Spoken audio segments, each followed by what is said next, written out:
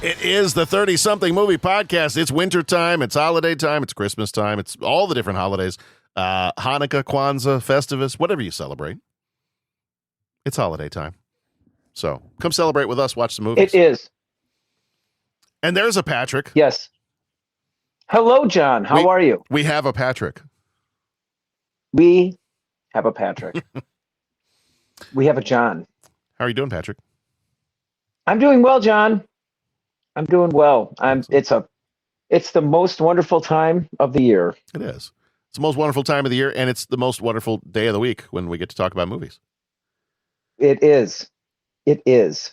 And this is who am I seeing on the camera? Which one is this one? Oh, you're getting visited. This is Doodle. Doodle. Hey, Doodle. This is Doodle. Do you want to jump on the camera? Nope, he's not. Okay. Like most cats, he's just going to do whatever the heck he wants. I'd invite Toby over, but he's sleeping and wouldn't really care. Yeah. Yeah. It's one of these days we'll have to, it'll be invite your pet to pod day. Right. Yeah. The best I'm going to get, I'm not even sure he'd let me pick him up so he could get on the camera. He just look at me like, this is ridiculous. Put me down. Like, stop it. Unless you're giving me food, I don't want to hear any of it. Yeah. The cats have a way of telling you that. It's usually with claws. Mm-hmm. Mm-hmm. So, I could probably entice him with bacon. If I put bacon somewhere near the microphone, I might be able to get him here. But yeah, his head did not pop up from his bed, but his ears perked up when he heard the B word. Yeah, that's awesome. Mm-hmm. Speaking of awesome, Patrick, we're here for our last 10th anniversary rewatch of this year. Wow. That's incredible. We're done with the 10th anniversary year. I don't even know how to process that information. I don't even know what you do for 11. I don't know what the 11th anniversary is. That's not paper. What is the 11th anniversary? I don't know. And now for the newest segment on the 30-something movie podcast. It's called Let Me Google That For You. That's right. Let's see. For the 11th anniversary, the traditional 11th anniversary gift is steel. Represents the strong bonds you share with your partner and or co-hosts. Steel. Oh, I was just going to say we should do something about like Superman, but I don't know. That I think is where we go. Now I feel like sometime this week, this will give people an idea of when we're recording this. Sometime this week, we're supposed to get the teaser trailer for the Supergirl movie. So if maybe that means next year, Woman of Steel. Okay. Maybe that's I know that you're looking forward to this movie, so that's the gift that's going to be your gift. Yes. So maybe it is. I don't know what else to do with steel. I don't know either. Something Superman related. Yeah. But so we're right up on the end here of our 10th anniversary year. So it's been fun to go back and rewatch some of these, kind of pick up some of the ones we've done over the course of the last 10 years or so. But yeah, we've kind of hit the end of this. Ghostbusters is our last one for this year. But yeah, it's been a lot of fun to kind of go back and revisit some of these. So if anybody's counting or wondering, what did we do as part of our 10th anniversary rewatches this year? We started off in January. We did Indiana Jones and the Last Crusade from '89. I think that was one of your picks. Then we did in February, we did E.T., the Extraterrestrial from '82. That was one of Jeff's. Yeah. March, we did Back to the Future from '85. I think that was another one of yours. Yeah. April, we did Blue Velvet from '86. That was definitely one of mine. Yep. Yeah. May, we did The Three Musketeers. I think that was one of Bo's, the 1993 one, because he wasn't able to join us for the first time around. Mm-hmm. June, we did Repo Man, which was one of my picks.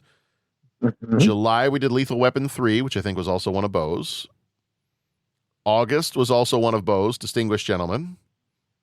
Mm-hmm. September, we had Jeff's, was Who Framed Roger Rabbit. October was mine with Jacob's Ladder. November, we didn't have one. We did that special episode on the last month. We did the tribute to the car designer, George Barris. Yep. And then this month is Ghostbusters. So this is rounding out our 10th anniversary rewatches.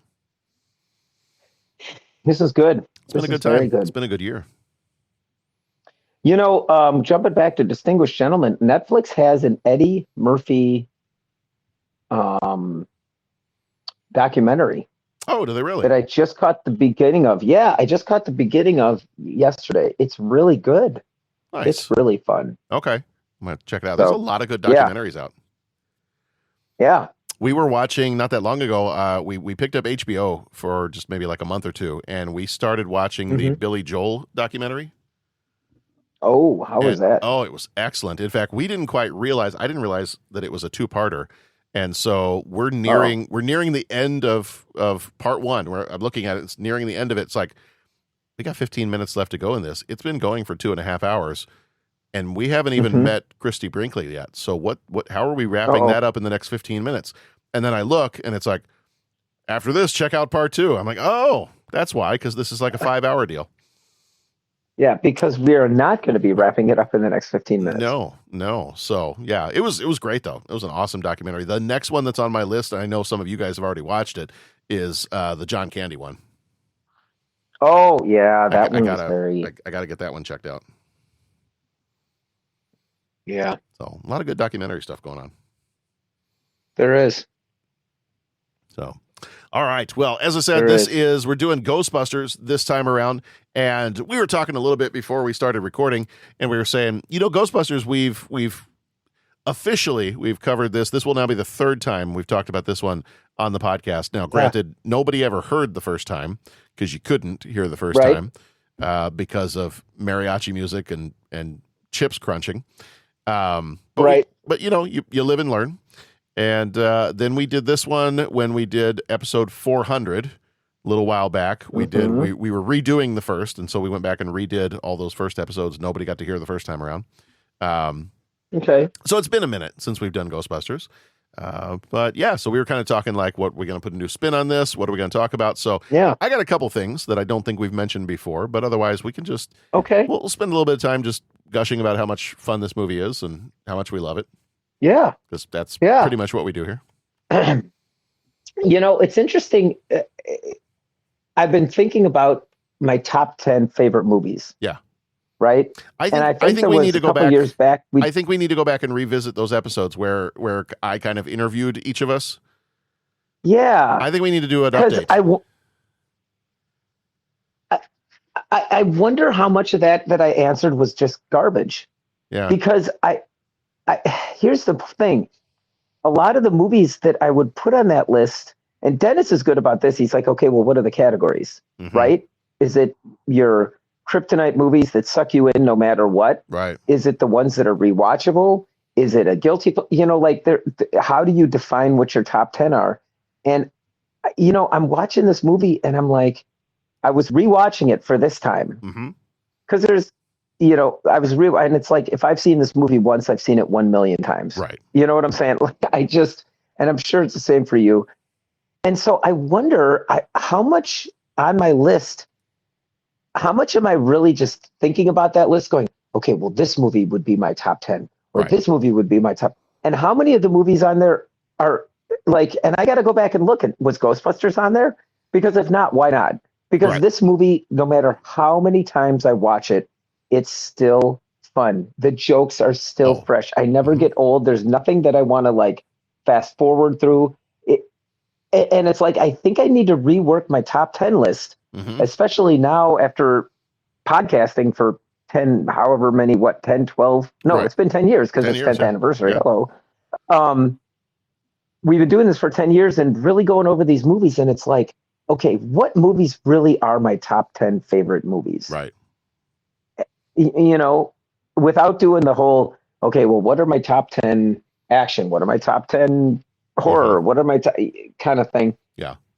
And it's got to be just movies that are just fun. And no matter how many times you watch them, they are still current and fresh and make you feel like the first time you saw them. Yeah.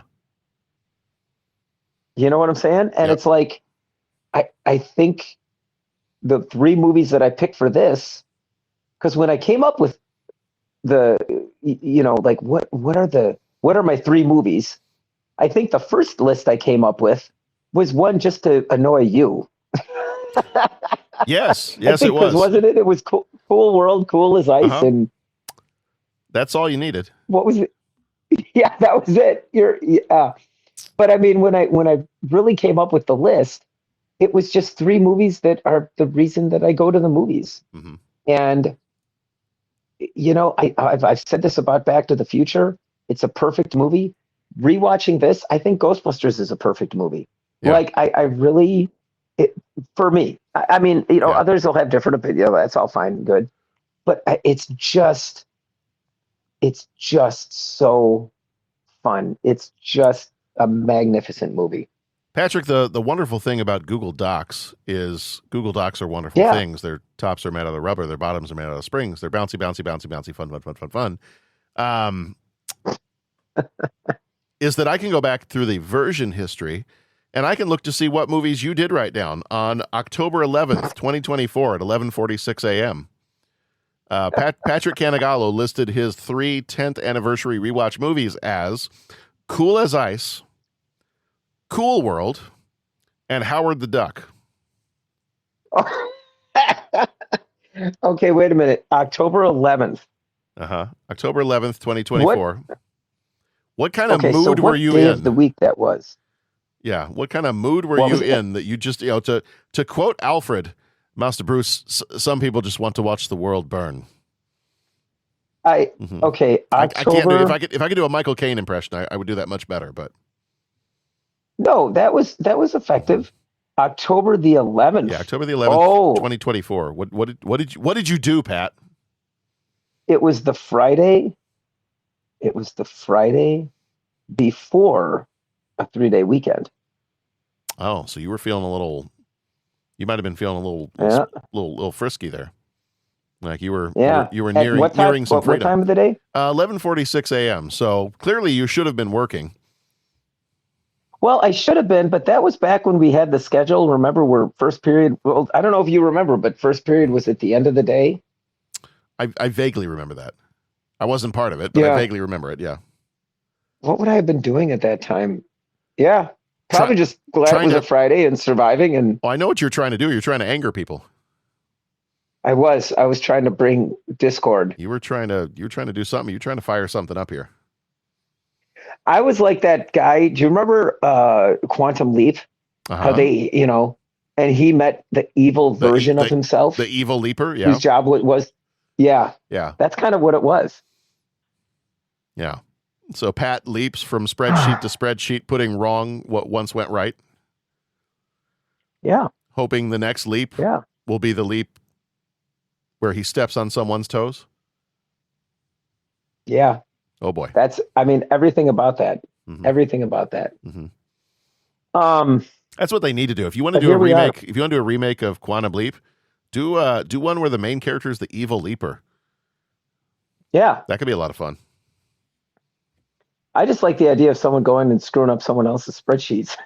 Well, there's that too. Yeah, that's the less exciting version. Oh. Instead of screwing up history, you're screwing up somebody's spreadsheet. Yeah. Hmm. Yeah. How can we make John angry? Let's list all the movies that start with cool.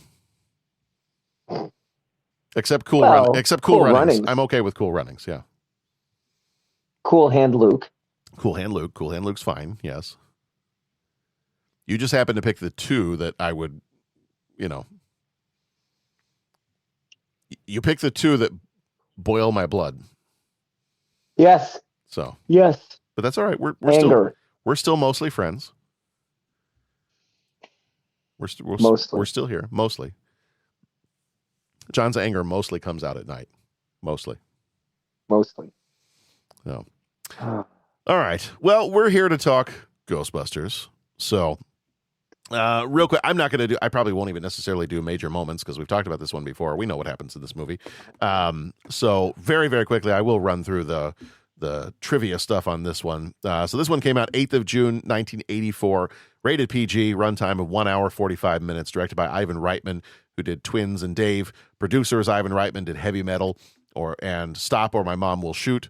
Writers were Dan Aykroyd, Harold Ramis, who passed in 2014, and Rick Moranis. Aykroyd did Blues Brothers, Ramis did Caddyshack, and Moranis was on SCTV. Music was done by Elmer Bernstein, who died in 2004, and did Far From Heaven and The Magnificent Seven. Cinematography was done by Laszlo Kovacs. He died in 2007, did Easy Rider and 5 Easy Pieces. Editor was David E. Blewett, who died in 2010, and Sheldon Kahn. Blewett did Flatliners. I bet he could have edited that movie in 6 tries, Pat. I would have edited it in 7. Really? 6, 7? You would have? 6, 6, 7. 6, 7. Mm-hmm. God, we're such middle school teachers. Yes, we are, John. And then Sheldon Kahn also did editing for One Flew Over the Cuckoo's Nest, which is probably where we belong. Budget was $30 million. Box office, $295.2 million. Flick Metrics gives it a 78%. Last time we covered this, it was a 77%, so it's moving up. It better move up. It's moving up. It's moving up in the world. And then Cinema Score, there is no score on this for Cinema Score because it was not, I don't believe Cinema Score was a thing at the time. So it is not. Yeah, but everybody walking out of the theater probably was going bonkers crazy. So I'm just going to assume that it's an A+. We're going to assume A+, yeah. And I think that's a very scientific judgment. I think that's very accurate. Absolutely. I would say within 99.97% accuracy rate that it would be an A+. You just anybody argues with you, just say, "Hey, back off, man. I'm a scientist." I'm a scientist. Yeah. Are you Alice currently? What's that got to do with it? Oh man. My uncle thought he was Saint Jerome. I'd say that's a yes. I call that a big yes. Yeah. Starring Bill Murray as Dr. Peter Venkman, Dan Aykroyd as Dr. Raymond Stantz, Sigourney Weaver as Dana Barrett, Harold Ramis as Dr. Egon Spangler, Rick Moranis as Louis Tully, Annie Potts as Janine Melnitz, William Atherton as Walter Peck. It is true. He does not have one. Ernie Hudson is Winston Zedmore. David Margulies, who passed in 2016, was the mayor. Stephen Tash was the male student. Jennifer Runyon was the female student. And whatever it is, Peter knows. She's definitely got it. Michael Ensign is the hotel manager. Alice Drummond, who passed in 2016, was the librarian. Jordan Charney was the Dean Yeager. And Slavica Jovan was Gozer. So a lot of fun stuff in this one. After the members of a team of scientists lose their cushy positions at a university in New York City, they decide to become Ghostbusters to wage a high-tech battle with the supernatural for money. They stumble upon a gateway to another dimension, a doorway that will release evil upon the city. The Ghostbusters must now save New York from complete destruction. All right, so foregoing the major moments, because I think we mostly know how this movie goes, and we've basically just described it there. Right. I did want to ask a couple of questions in the spirit of maybe doing this one just a little bit different than we've done it before. In terms of, let's talk about in terms of the cultural impact of Ghostbusters. Now, first time we saw this, we would have been kids, and did you see it in the theater when it came out? I can't remember a time that I didn't know this movie. Yeah, I don't remember the first time I saw it. What was that? I don't remember the first time I saw this. I honestly don't. My earliest memory of Ghostbusters is not even the movie. My earliest memory is I had one of those little, was it the 45s, the single records? Yeah. The little ones. And I remember, I don't know if my dad bought it for himself or if he bought it for me or what, but it was a single of the Who You Gonna Call, the Ghostbusters theme. Right. And I played that thing on our record player in our house. I played that thing over and over and over again. Like I had that whole song as a little kid, because I would have been, 3.5 when this movie came out. As a little kid, I had that song memorized, and I would sing that thing constantly. And I love that record. I'd play that over. It only had one song on it, but I played that thing over and over and over again. And so I think as early as being a toddler, I knew what Ghostbusters was, but I cannot tell you the first time I remember seeing the movie because it's just, I think as you were saying, it's always just been there. So I don't know that I know exactly when the first time was that I saw it. I don't think I would have gone to the theater. Okay. I know you're a couple years older than me, so I didn't know if maybe you'd possibly gone or. Yeah, I definitely was in the theater for the sequel, but because 84, right? 84. Yeah. Yeah, I would have been 6. Okay. So Okay. I I mean that would have been. I mean, I'd love to be like talking. Yeah, I was there and I saw. But honestly, I really, when you're 6, I mean, how much, you remember like maybe images or something. But Hmm. I saw this early on, and I remember probably, any sleepover, hangout at a friend's house, whatever. I don't remember the first time I saw it. Like you said, I just remember always seeing it. Yeah. I just always remember it. Yeah. Um, my folks would have gone and seen it in the theater, Yeah. definitely, I because they bet were big fans of the whole Saturday Night Live cast, absolutely. the originals, and My dad yeah. too. I could guarantee my dad at least went to go see it in the theater. Hmm. Yeah. So what about that? Like growing up, like that was kind of something with Ghostbusters. It was everywhere. Like I remember, did you ever watch the Yeah. cartoon when the cartoon was on? Cartoon was amazing. Yeah. The real The Ghostbusters, real not the Ghostbusters. Ghostbusters, Right. because there was yeah. Yeah. Um, You had the toys, you had the cartoon, you had the toys, you had the slime. Of course, if you were growing up in yeah. the 80s, you probably either had Ghostbusters slime or He-Man slime or both. Um, Yep. the The Ghostbusters Ecto slime, Cooler. from what I remember, the Ghostbusters slime was purple and the He-Man slime was green. Okay. I feel like I don't know. Because I remember the green Kool-Aid Ecto Cooler The Ecto that you could Cooler. get, the high C Yep. Ecto Cooler or whatever it was. Yep. Um, yeah, it's Yep. The source of it's great. a lot of people's diabetes. Yeah, yeah. And then you know the cartoon Yeah. was great. Yeah. That was fun, and especially some of them really did some nice world building too, Yes. which is very cool. Yeah. To see from a kid's cartoon. And I know we've, jumping franchises, we've talked about how the Clone Wars really built a lot of Star Wars world building. But it was pretty amazing what this one did. Yeah.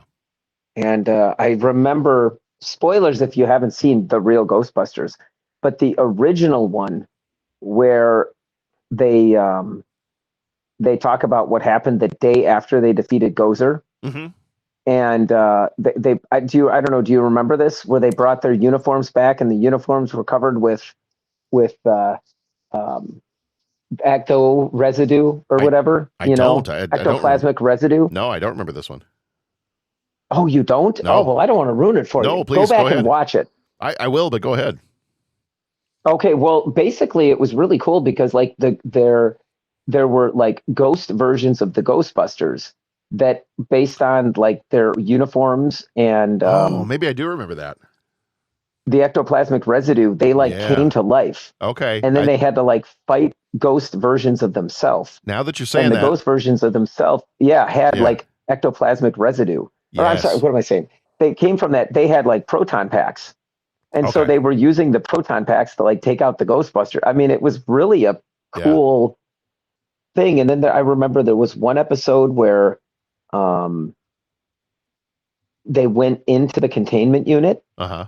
or Slimer did, because Slimer became their It ally, was right? I he mean, was that like was a like he a was like a member of total, the team, yeah.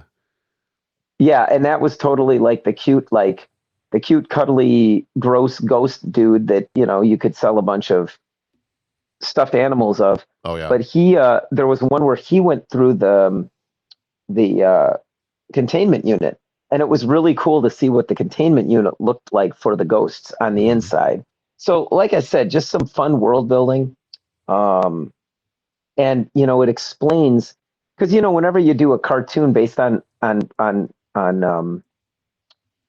live action movie, there's going to be some alterations, right? Right. And it was funny because the Ghostbusters uniforms looked a little different, and everything looked a little different, but like they explained why.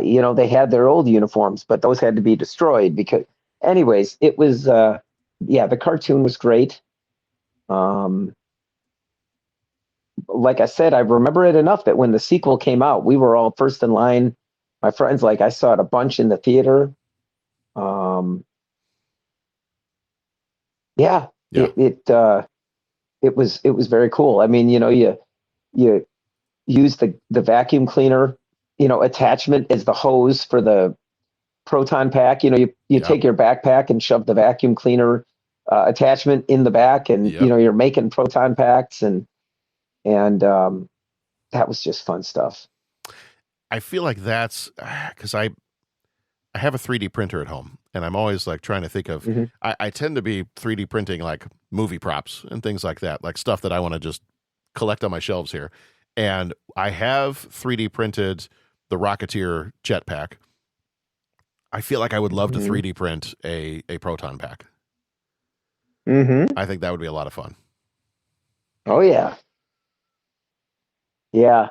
Yeah. I found online, I'm like, I've got to up my Halloween costume game. And I found online how you can make a proton pack that looks, is a replica, lights up and makes the sound and all that. And it's, I don't know. If I had more time, I'd really get into it, because like the wiring might be slightly above my skill level, but that's okay. You learn, but yeah, that would be pretty cool.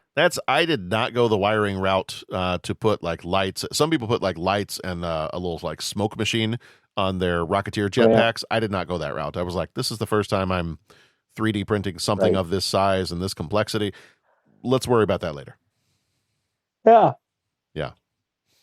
As we talk about this, I'm really encouraging everybody to go back and listen to our second recording, which is actually the first one that got released and could be understood, about the Ghostbusters, because didn't Jeff's friend join us? And Jeff's friend is like part of a Ghostbusters. Yeah. Like, I don't say club but like one of the, kind of like how Star Wars has the 501st Legion where people do the costuming. And they'll go to like special events. They'll go to like conventions and stuff like that, but they'll also go to like, like community events or hospital visits or for kids or things like that. Yeah.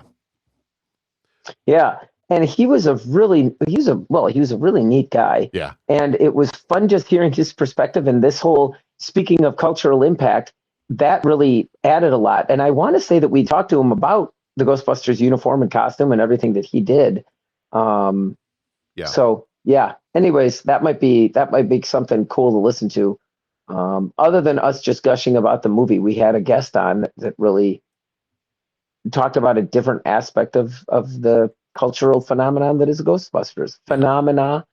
I was going to say phenomenon. Yes. Yeah. Yes.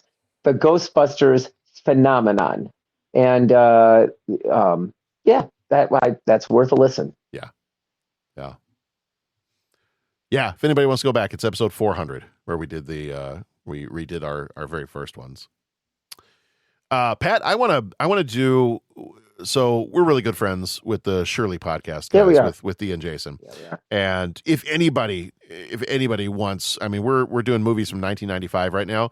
These guys, at least as of right now, are in the midst of an awesome 3-episode set where they are talking about the 1995 albums of Gwen Stefani, Jewel, and Alanis Morissette. And so gosh, it is. Wow. So good.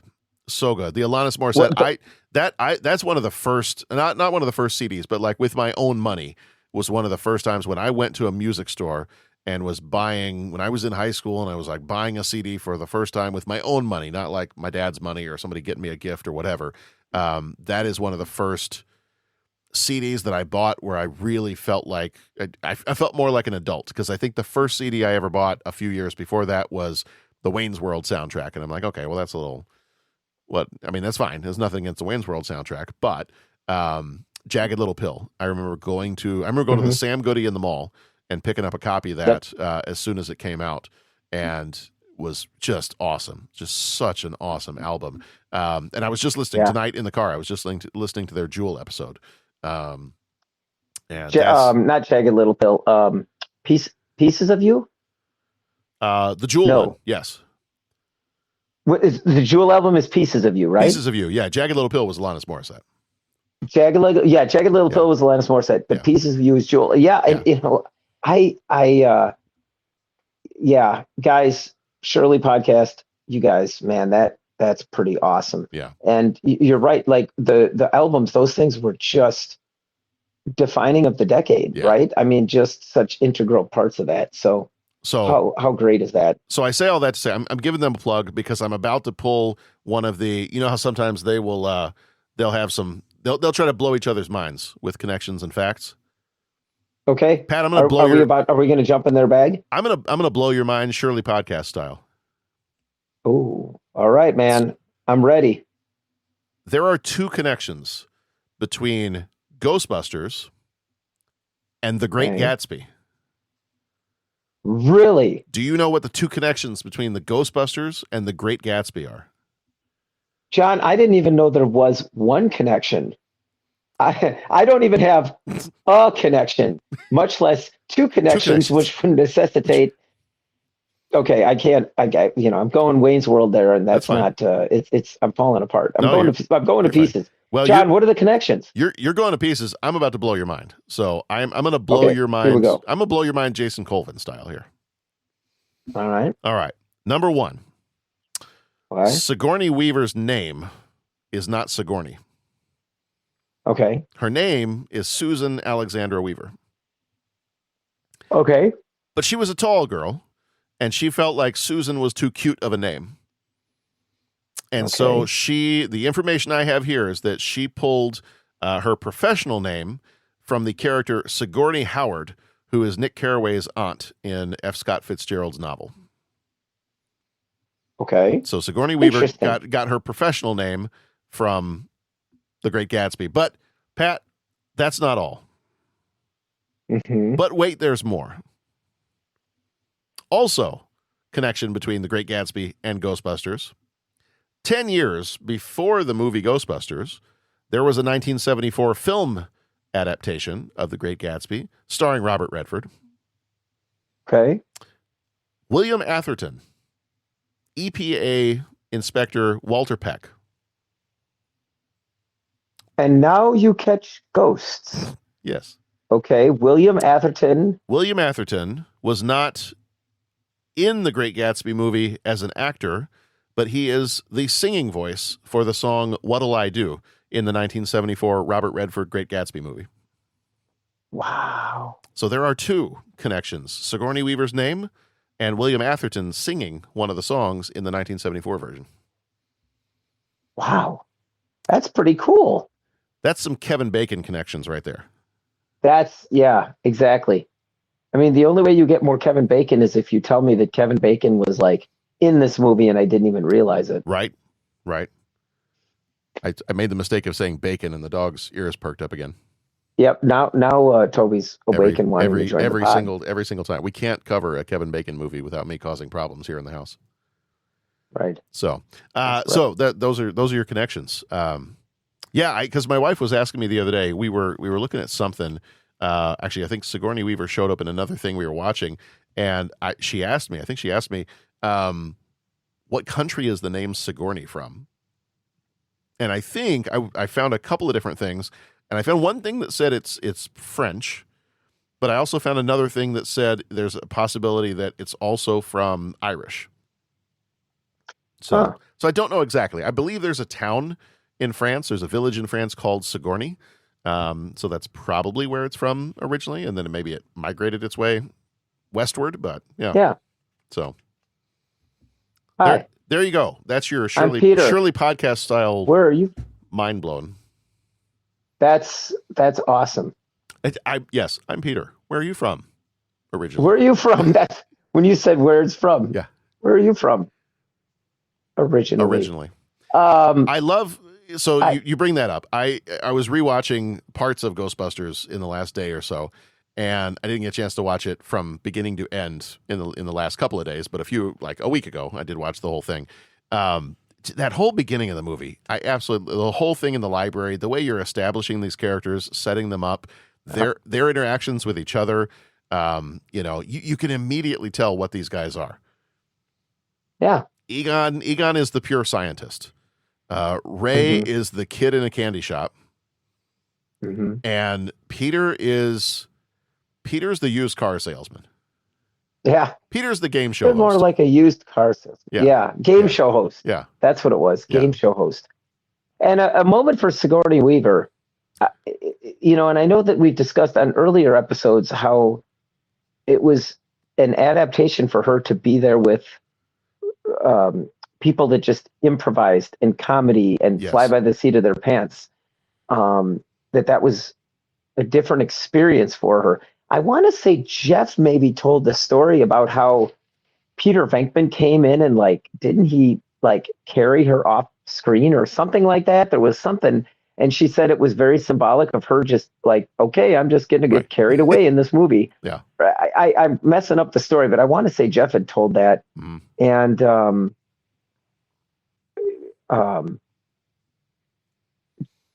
she is so amazing in this movie. Mm-hmm. You know what I'm saying? I mean, everything I've seen her in, she's awesome.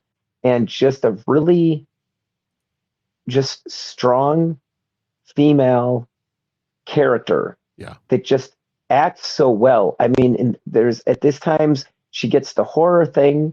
She is just, in some ways, she's just elegant. In some ways, she's mysterious. In some ways, she's down to earth. I just an amazing actress. Yeah. And it's awesome having her in this movie. Yeah. Did you know? Here's another mind-blowing thing, because I was listening to another podcast a little while ago, and they were talking about, because I enjoy the horror movies. I know that you go along for the ride with us. Basically, we carry you through October and through the horror movies, and I think you're doing much better with them than when we first started the podcast. Yeah. So yeah. But I enjoy the scary stuff, and so I was actually reading something the other day, and they were talking about the depiction of ghosts as being these disembodied floating torsos, transparent torsos, where they almost have no feet, and you just have kind of like the librarian in the beginning of this movie, the library ghost. Right. The depiction of ghosts as that, and where ghosts are not just regular people. Sometimes in older depictions, from the 16th century and earlier, if you were talking about a ghost, you would have assumed that a ghost just looked like a person. They weren't transparent. They weren't semi-transparent. They weren't, floating in the air. They weren't, no sheets, none of that stuff.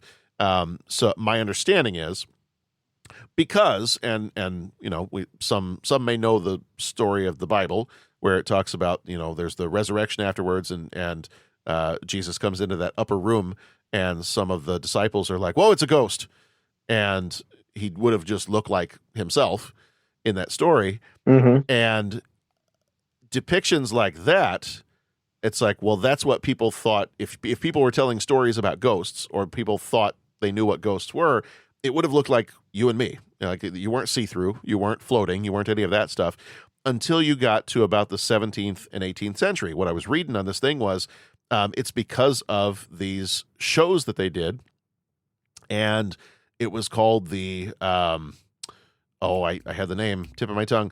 It was called the Phantasmagoria. And so these shows that they did, they started in the 17th century with this kind of effect that was called the magic lantern.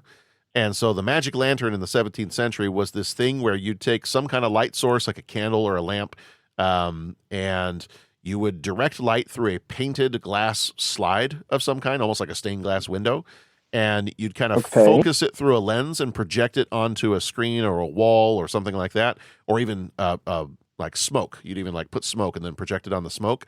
That was the magic lantern. And they used that to try to make these depictions of, it would almost make it look like it was moving. And that was the earliest, almost kind of projector moving picture kind of a deal, as early as the 17th century. So then there was a guy, an illusionist, Etienne Gaspard Robertson. He took the magic lantern and he turned it into something else, which he called the Phantasmagoria. And the idea was, you're going to put the audience in a pitch black room, like an old church or some kind of abandoned space that you could get very dark. You'd have some kind of sound effects. You might try to make a sound effect of thunder. You might have if it's an old church, you might be able to use the bells, things like that. and they'd have a projector of some kind. It was like a combination of a lens and a bright light or a candle or something. And the idea was the projector was placed on wheels and moved, closer or further away from the screen to make it look like something was moving. And if the image got larger, that made it look like the ghost was rushing towards the audience. If the image got smaller, it was the ghost was appearing to move away. And the idea was, as they were kind of blocking the frame, like making the projected image appear on those slides and through those projectors with the lantern and the phantasmagoria, oftentimes the way they would have to paint those was they would have to paint it in such a way where it ended up looking like it was floating, or the images were painted in such a way that you couldn't see the feet of the figure. And so that's when things started to, it started to get this image of, well, this must be what ghosts look like. They must be these floating torsos and heads that are floating. They've got, sheets, or there's no feet, or things like that. And so that was when that started to get popular. Otherwise, before that, when people thought of ghosts, they just thought it looked like you and me. Interesting. So 17th, that's 18th cool. century, I was listening to that the other day, and they were talking about the Phantasmagoria, and I was like, I know of this as the horror magazine that was published, but right. I don't know, I don't know as much about what the actual Phantasmagoria was, but that's what it was. And that's why now when we think of ghosts, we think of like the ghost in the library at the beginning, this floating apparition that's partially see-through, has no feet, is just a floating head and torso. But that's not how, through most of human history, people would have thought of ghosts. Interesting. So, but interesting. very, very cool. Very I love reading that kind of stuff. Yeah.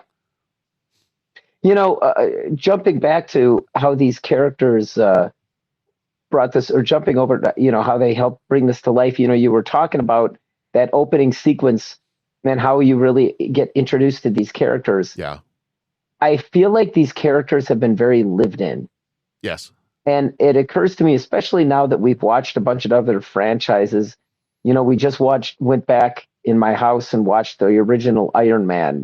We're introducing Daniela to Marvel. Yes. And it's interesting to see the character and think, okay, well, this is where it started 20 years ago, or 15, whatever the amount of time is.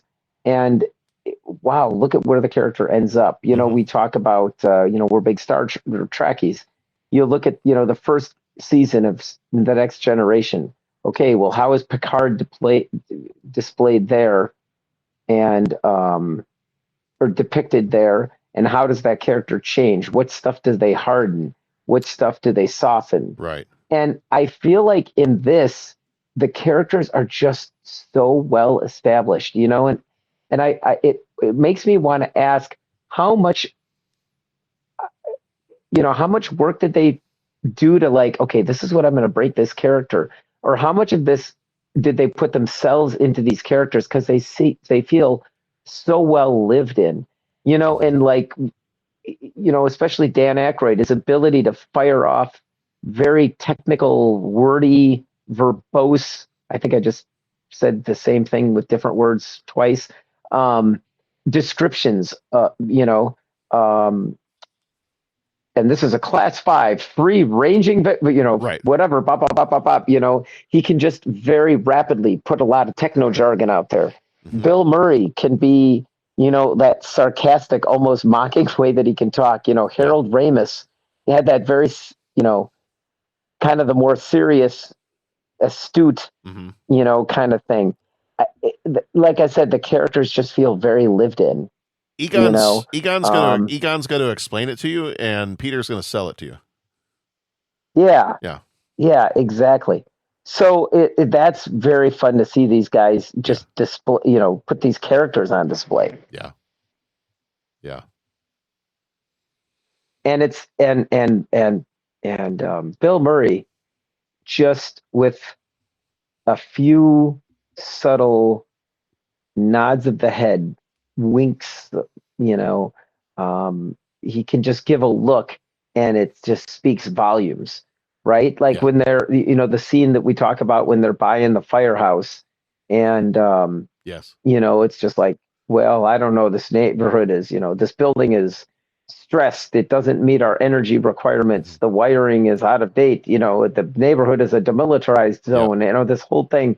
And then Ray goes, "Hey guys, does this pole still work? We got to sleep here tonight to try it out. I'm going to go get our stuff." And it's all that. And then the real estate agent is kind of like smirking at him. And as soon as Ray runs away, Bill Murray looks at Harold Ramis and just is like staring at him like, "Can you believe what he just did? What are we like?" Just that one look speaks volumes. The scene that we were just talking about. "Hi, I'm Peter. Where are you from?" Originally, guys, I have a plan. I have a plan, guys. Get her. Yeah. When they go catch the ghost for the first time. Yeah.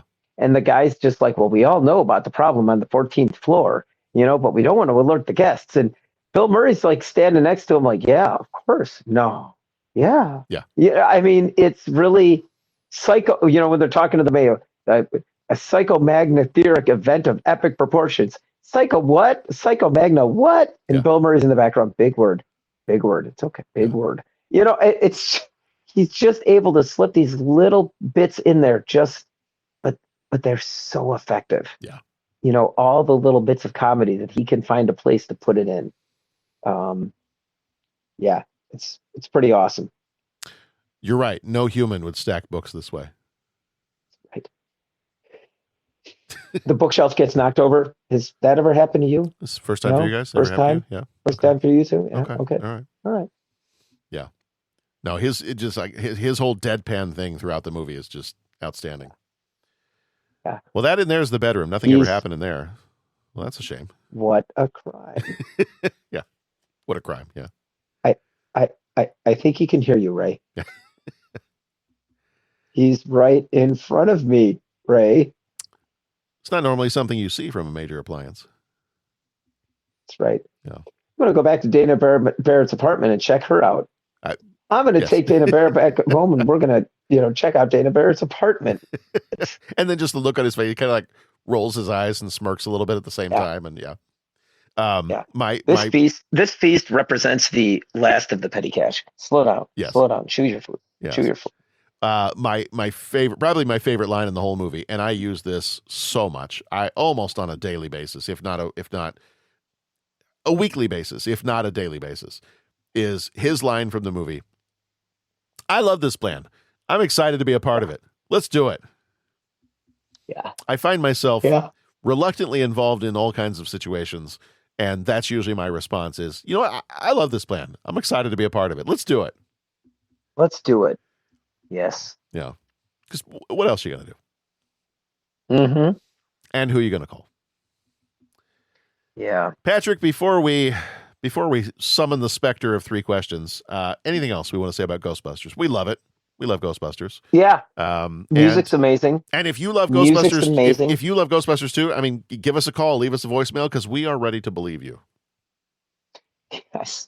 Okay, so even that commercial, we're ready to believe you. Yeah. Watch the 3 of them do that commercial when they're all sitting there around. I think that's when they're kind of sitting in the doorway. Yes. And the way Bill Murray plays it to where they all point, "We're ready to believe you." And he kind of does it off timing with everybody else. Yeah. The way he's doing that smile, it's okay, I'm probably way headcanoning it, but the cut scene that I see is, you guys were really doing a commercial like this? Come on. He doesn't want to do it. He's kind of reluctant to doing it. Mm-hmm. He doesn't quite buy in. He thinks it's cheesy, but okay, we'll do it. All right, we're ready to believe you. We're all supposed to point. Okay, but his timing is a little bit off. And he says all that with just the smirk. Yeah. Just the smirk and that not even 1 second, like millisecond delay in pointing. And he just adds volumes of comedy to that scene. I mean, think about that. Think about how effective he is just with less than a second. Just the facial expression. Right? Yeah. A facial expression and the tiniest of delays. And suddenly he adds a whole depth of comedy to that scene. I mean, how how truly amazing is that? There was a YouTube video that I watched a few weeks ago, and it was somebody going through and showing the difference between. They pulled a scene from the movie La La Land, the one with Ryan Gosling and oh my gosh, why am I gonna blank on her name? I'm an awful person. Easy A, Zombieland. I'll figure it out. But I picture her in my head, and I can't even think of. I'm a totally blank out on her name right now, but I'll get it here in a little bit. But basically, they pull a scene from that, and before they show you that scene, they actually go through and they show you a scene where, like, very beginner, like maybe they've had a few weeks of acting classes, man and woman read that scene and act that scene out. Then they show you somebody who's been in acting classes for a couple of years, doing the exact same scene. Then they show you a couple of people who have been in acting for several years doing that scene, and then they show you the Oscar-winning scene from the Hollywood actors. And the progression, the things that you see those actors do in the different stages of their learning, then when you get to the point to the Oscar-winning actors, the Hollywood actors, it's that kind of stuff. Yeah. It's you're adding little facial expressions that the other ones didn't know to add or know how to add. Yeah. Yeah. It's just what you can do when you're at that level is amazing. Oh my gosh, John, where do you see this again? It was, I gotta find it. I'll send it to you. It was some video on YouTube. It was either YouTube or it was somewhere else, but I'll find it and I'll send it to you. Okay, awesome. Emma Stone. Why could I not remember Emma Stone? I mean, the reason I'm so upset with that is because, let me do it one more time. It stars Ryan Gosling and Emma Stone. Dreamweaver. I believe you can get me through the night. There we go. There it is. So, but I'll find that video. I'll send it to you because it was awesome just to be able to see that progression of here's what it looks like. And the guy hosting the video, he's not making fun of the ones who've only been doing it for a few weeks. He's like, here's what it looks like. Like, here's where you're at when you've been doing this for a little bit of time, when you're just starting out. Right. It's not awful, but as you start to see the progression, you're like, oh, that's the difference. Yeah. That's why when me sitting at home is like, man, that acting was terrible. I could do better. Well, but could I? Yeah, that's right. Because that's right. Because I'm not sure I could. Right. I mean, it's probably very easy to be that armchair quarterback when you're watching a movie and you're like, I could act better than that. Yeah, could you? Really? Yeah. You think so? All right. Yeah. Well, it's like that. It's like that Adam Sandler sketch. I could act better than that. No, you can't. Yeah, no, you can't. No, you can't. You really can't. I could at least deliver the lines, but no, man, no, you can't. You really can't. Don't even try. All right. So before we go through questions, you were mentioning the music. Let's talk about the music for a second. Yeah. Here, we'll make it real easy. Go watch go listen to the soundtrack show. Yes. David W. Collins, listen to him talk about the Ghostbusters soundtrack. Yes. Don't listen to us talk about it because we're not going to do it justice. No, he really breaks it down. Elmer Bernstein wrote a great score, and he talks about in that how this soundtrack really, really balanced the orchestral score kind of sound with pop tunes, right? A little bit of controversy over the who you going to call Ghostbusters theme, because it potentially borrowed a lot from another song, or maybe this was the original and that borrowed from this. I don't know. There was a little bit of copyright issues with that, but you got some really great kind of a pop music with the Ray Parker Jr. song, but then some great orchestral music and really a diverse sound of that, right? You got the big orchestral score whenever they're showing like Gozer the Gozerian, or they're focusing on the statues in the building, but then you've got like boom ba-dum ba-dum boom boom ba-dum ba-dum boom ba-dum, which is supposed to be them kind of bum bum bum bum bum bum bum, right? And you got that kind of laid back kind of shuffle. And then you've got some of the, a little bit more of the groove music, which I guess I didn't realize. If you remember when Ray and Winston are driving in the car and they're like having that discussion about, man, we've been so busy lately. And Mhm. Ray, has it ever occurred to you that maybe the dead are rising from the grave? And they're like, Never. holy smoke, and they're all, how about some music? And he's like, yeah, how about some music? And they put on that groove tune. I want to say that sounds totally like some, soul band 80s kind of groove music. And Mhm. it wasn't. I think that was written by Elmer Bernstein as well, I believe so. Yeah. Yeah. just for the movie. So some pretty awesome music that just adds so much. Yeah. And again, David W. Collins does such a great job of narrating a theme Yeah. and narrating the story and talking about how certain intervals in the music represent, okay, how these characters are maybe a little bit overmatched, or these characters are a Mhm. little bit crooked in what they're trying to do. And Yeah. that's why he picks this motif. I mean, he really just breaks it down and helps you understand what the music is communicating. Mhm. But one of the other things he brings up is when Peter and Ray are sitting out in front of the college after they were fired, and they're like, "Well, what are we gonna do?" And Venkman's like, "Call it luck, call it fortune." Yeah. I don't remember the exact words, but Uh-huh. he's kind of like singing, Yeah. like almost like it's a Broadway musical, Yeah. trying to pump Ray up. And I want to say that Elmer Bernstein listens to that and harmonizes that into the soundtrack of the score, Yeah.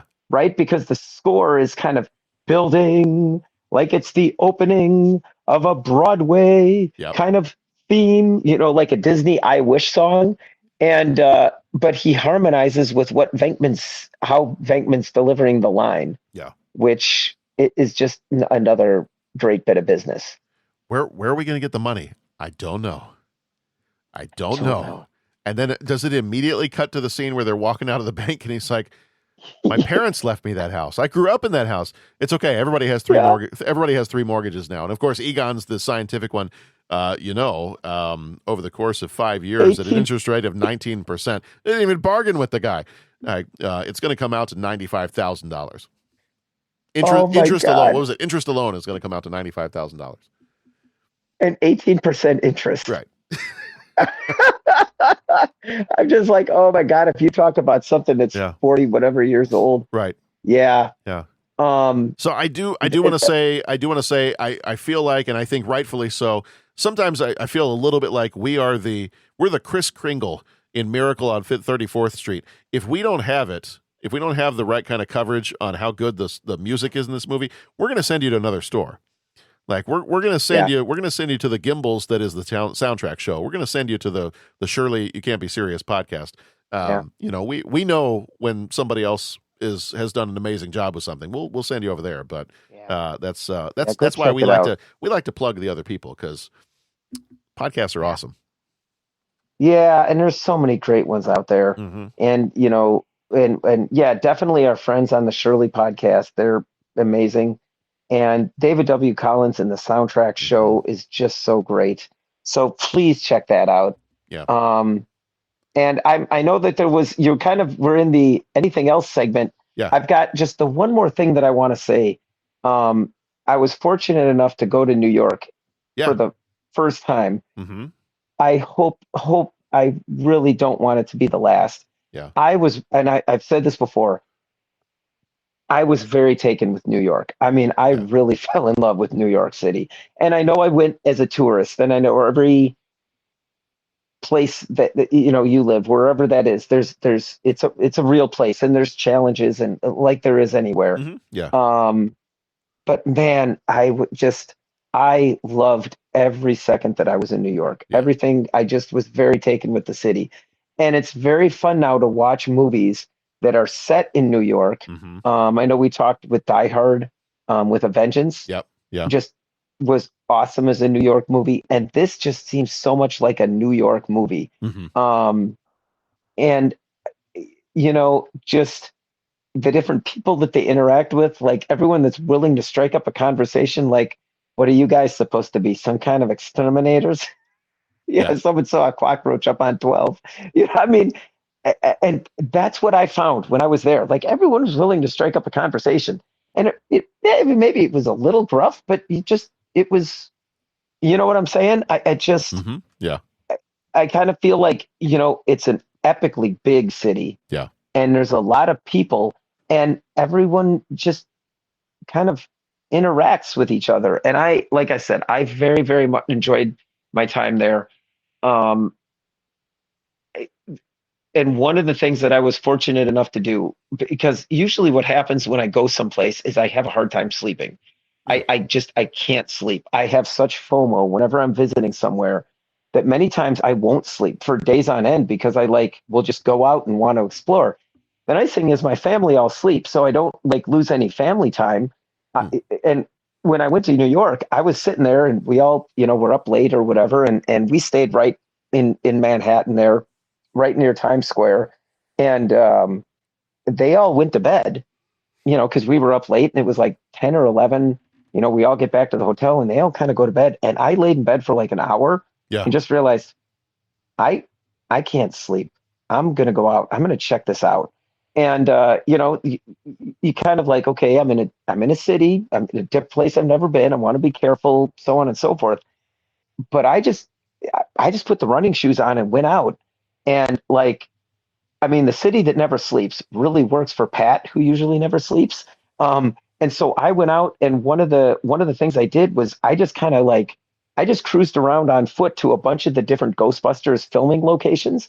And I actually am wait a minute, there's got to be a thing. So I Googled, and of course it was here are the top 10, if you want to do a foot tour of where the Ghostbusters was filmed. Yeah. So it was so awesome because one morning I just cruised around all the different spots, I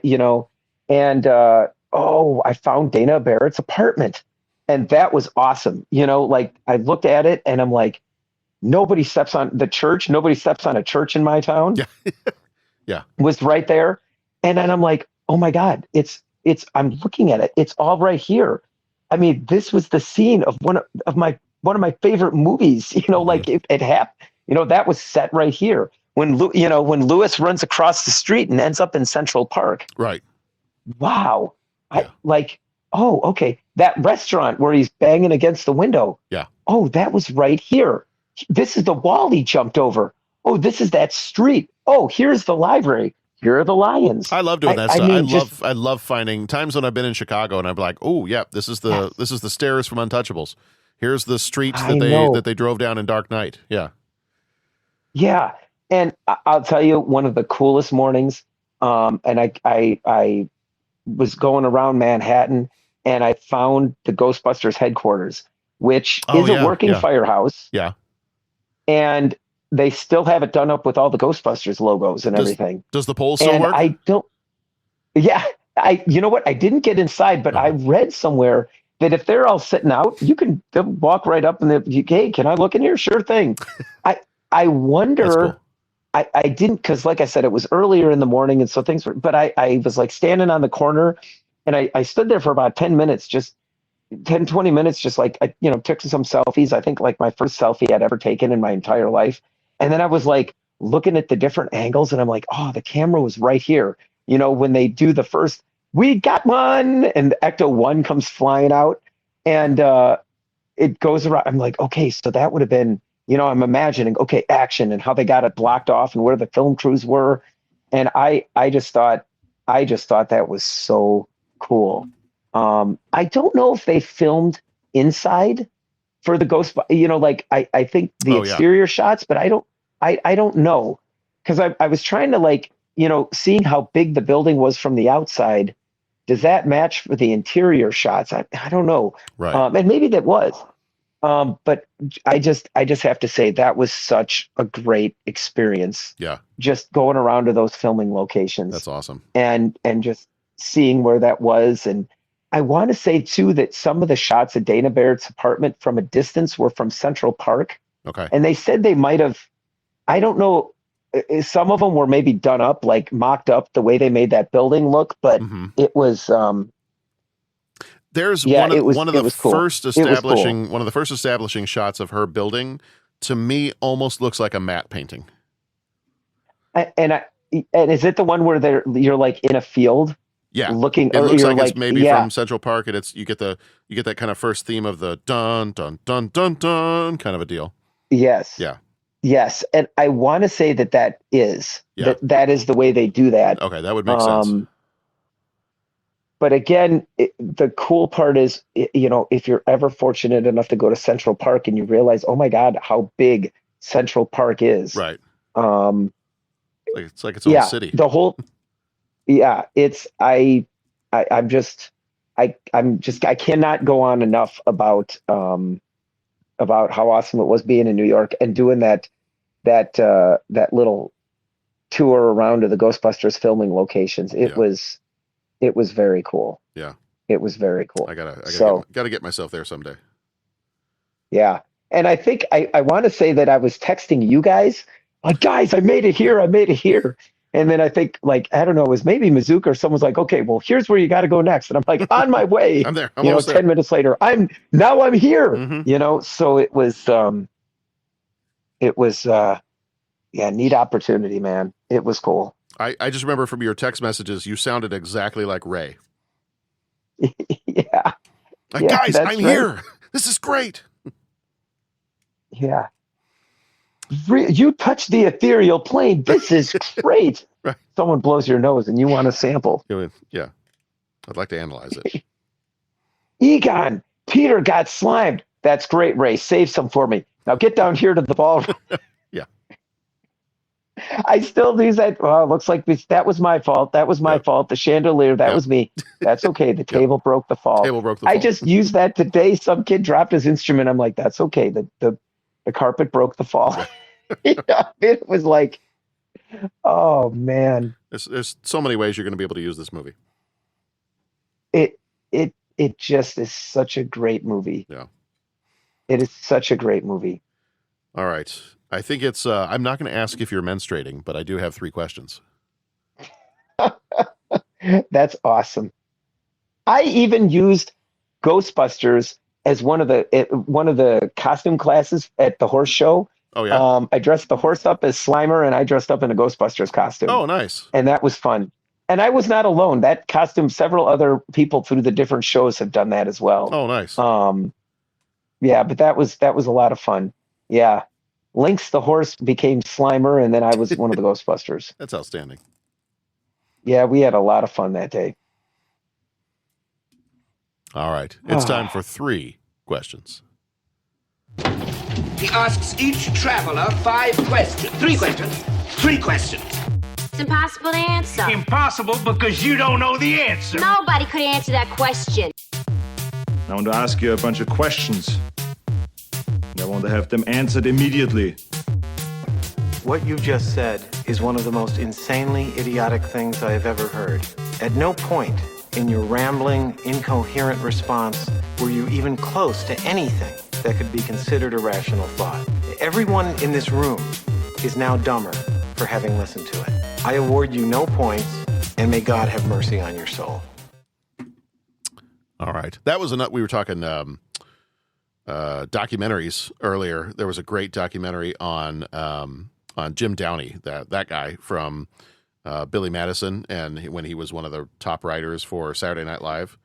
That's another really good documentary that we watched just recently. So, all right, 3 questions. Question number 1: Louis Tully was throwing a party in his apartment for his clients to celebrate his 4th year as an accountant. Even though you do your own taxes, which you shouldn't, he wanted you to come to his party. However, if any of the other major characters in this movie were throwing a party, whose party would you be most likely to attend?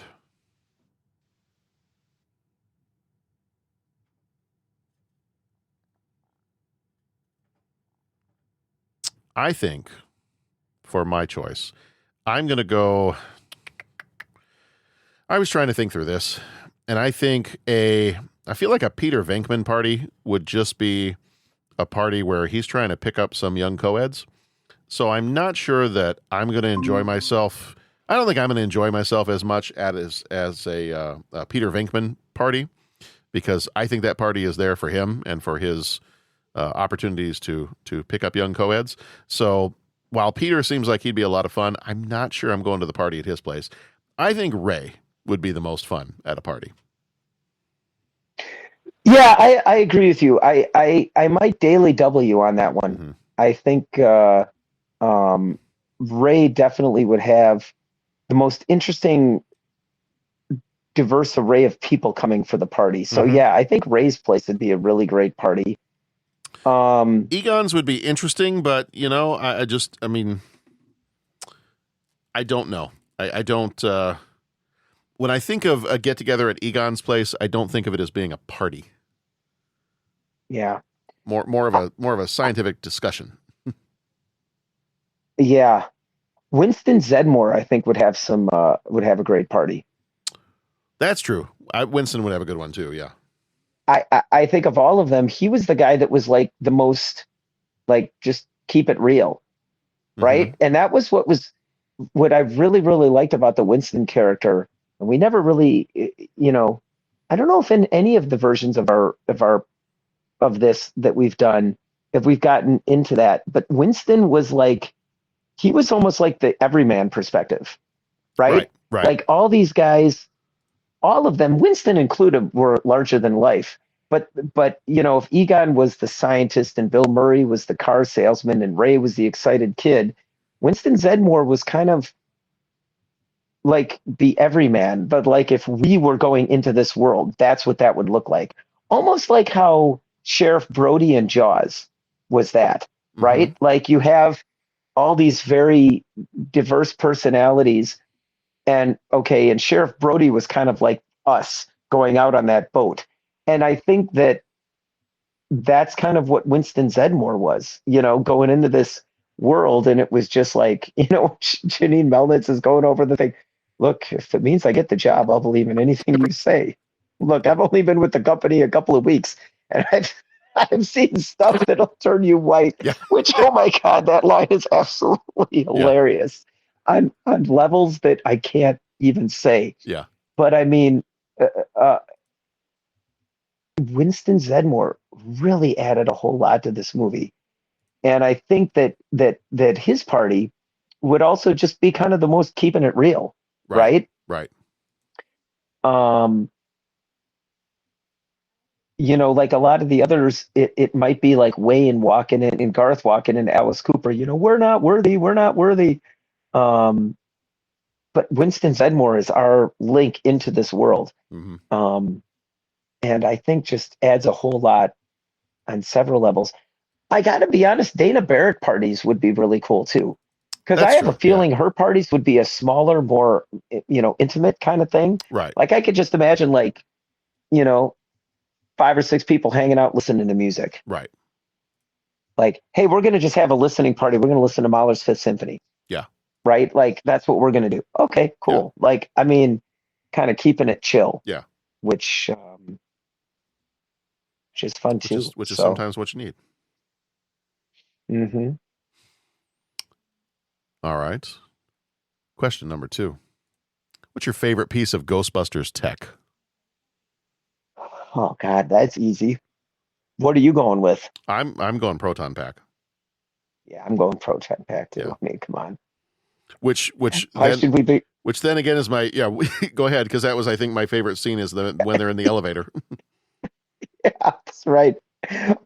We haven't even tested this equipment. Why be nervous? All of us is wearing an unlicensed proton accelerator on our back. Unlicensed nuclear accelerator on our back. Nuclear accelerator, that's what it was. Just and then walked out. And then they turn it on in the elevator, and then the other two start to back towards the back of the elevator.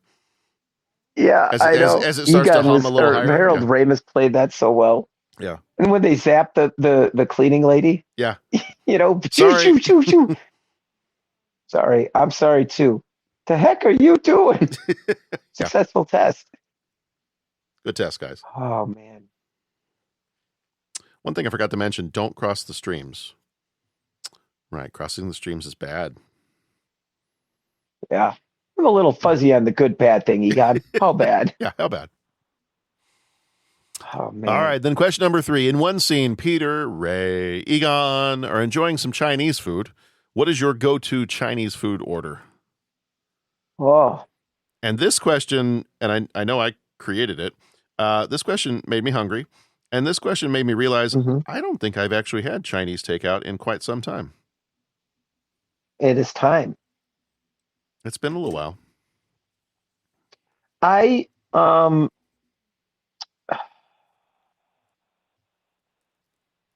yeah, man, there was a place where we went to school. I'm sure there's a place there, but back up in Eau Claire, there was a place, Wu's Pagoda.